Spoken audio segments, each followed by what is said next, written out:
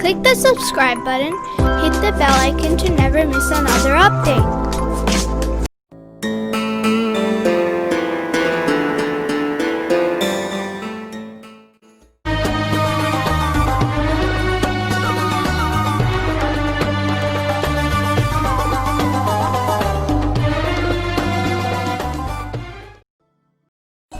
The tribal elders of Bani Nazara held a secret meeting with several of the Quraysh elders.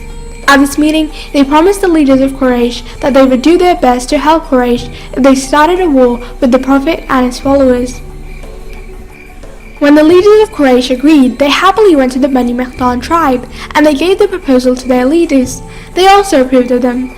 After them, the tribe of Bani Asad and Bani Salim were also condemned to this treaty, and all decided that, in any event, the work of the Prophet and his religion would be forever cut off, and then Medina would be plundered. But the Prophet became aware of this treaty of the parties, invited his companions, and presented this issue. The enemy's troops had more than 10,000 people, all of whom were armed and prepared for the campaign. When Muslims became aware of this great deal and realized that the enemy's lords were more powerful than ever before, they thought they had no chance of surviving. Suddenly, Salman Farsi stood up and said, "In Iran, we have different methods in unequal wars. Many methods have been invented by Iranian commanders, and one of them is digging a trench." The Muslims looked at each other and asked Salman, "Tell us, Salman, we have not seen or heard such a thing until now." "We have to dig all around Medina," Salman said. "This way, the enemies won't be able to reach us, and those who try will fall into the pit." The Prophet accepted Salman's proposal, and the next day, about 3,000 people from the Prophet's companions started digging the trench. The Muslims, with all their power from dawn till dusk, endlessly dug the place of the ditch, so that the shooters could hold position. If the enemies would cross, the shooters would kill them. Everything was planned, but time was short. The enemy's army was coming towards Medina, and the Muslims worked seamlessly. No one even went to his house to eat, and women brought food for their husbands and sons. Days passed until finally the Muslims were able to rest a bit and prepare for the battle. 3 days later, enemy troops arrived at the ditch. Abu Sufyan was surprised to see the ditch, along with the rest of the Quraysh and other tribal leaders. They looked at each other. Abu Sufyan said, "What a wonderful idea! I had never seen such a thing in any war." Then with amazement he looked at the length of the ditch and said, "Who thought of this? Show me the culprit." One of his men showed Salman Farsi and said, "I'm sure this is his plan." Abu Sufyan turned his head towards him angrily and said, "We'll relax tonight, but tomorrow we must give them a good lesson." Naim crossed the ditch and went to the tribal leaders of Bani Qurayza. He told them, "If you fail in this war, you will not only be killed, but also women, children, property, and your houses will also be taken away from you." The tribal leaders said, "Why? How do you know that?" Naim said, "It's obvious. You live in Medina. If the other tribes in Quraysh leave for war for any reason, you must stay here." They said, "Do you have a plan?" Many of the tribal leaders and Quraysh would be held hostage because of their stubbornness and arrogance. "Do something." Naim smirked. Bani Qurayza liked the plan and thanked him. Then Naim went to the heads of Quraysh and said, "Oh Abu Sufyan, I heard news. I think we should talk about this. I'm telling you this because of our strong friendship." Abu Sufyan took him to his tent and said, "Tell me, what have you heard?" Naim said, "I heard that the men of the tribes regretted the war on the pretext that they keep you in this war. They want to give your hostages to Muhammad." He said, "I thank you for giving us notice." Then Naim went to his tribe and told them the same thing. Then he crossed over the ditch and returned to the Prophet. At the time of dusk, strong winds came near the city of Medina. The winds extinguished the fire of the enemy's stoves and lifted the tall tents from the ground. The sand whirled around and started to surround the soldiers, the horses and camels in the desert shortly afterwards. Abu Sufyan, more angry than before, went to the tribal elders of Bani Qurayza and said, "We must attack tomorrow. This downwind is bad for our horses and camels. The wind has taken a lot of tents and turned off many ovens. Most people are very hungry and tired." The leaders said, "Do not do this tomorrow. You know tomorrow is Saturday, and we will not fight in any way. Moreover, do not make this wind as an excuse to quit the war. When we begin to start the war tomorrow, you will not reach halfway. Oh Abu Sufyan, you should give us a lot more. This is not nearly enough."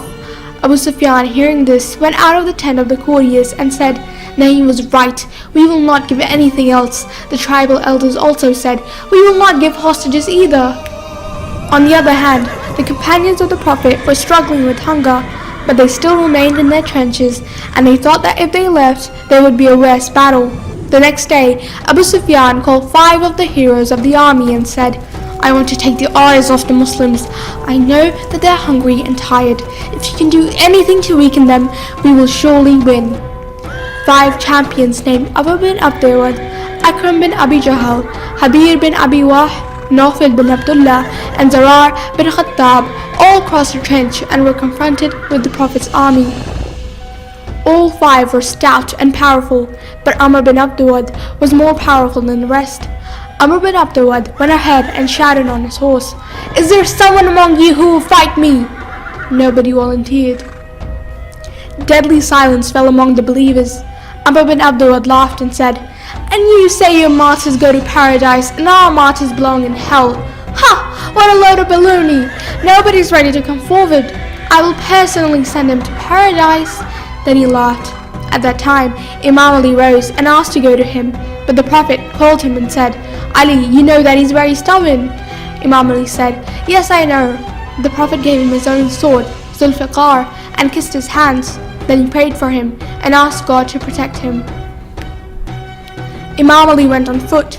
Amr bin Abdullah smiled at him, laughed and said, "Ali, get ready to go to paradise." Imam Ali said, "I suggest you come to Islam." Amr bin Abdullah laughed again and said, "Not an option. If you're ready, let's start the battle." Imam Ali said, "I suggest that if you love your life and your home, you should accept this offer." Amr bin Abdullah laughed loudly and said, "It was a funny joke, Ali. Anything else to say?" Imam Ali said, "Okay, so you're ready to fight. But that's not fair. Come down to fight like a man." "I did not think there was any Arab in your army that would dare." "I accept," Amr bin Abdullah said. Amr bin Abdullah descended from the horse and slowly went to Imam Ali. He landed with such an impact that he shook Imam Ali and wounded his head slightly. Imam Ali was agitated and raised his sword. He hit hard on his leg. Amr bin Abdullah fell on the ground and Imam Ali stood above him. Dust started to surround them. The troops looked at them in concern. A moment later, the dust fell and Imam Ali, whose head was slightly bleeding, came out of the dust, and everyone saw that the dead body of Amr bin Abdullah had fallen on the ground. The Islamic army shouted with good fortune and brought Imam Ali to Prophet Muhammad.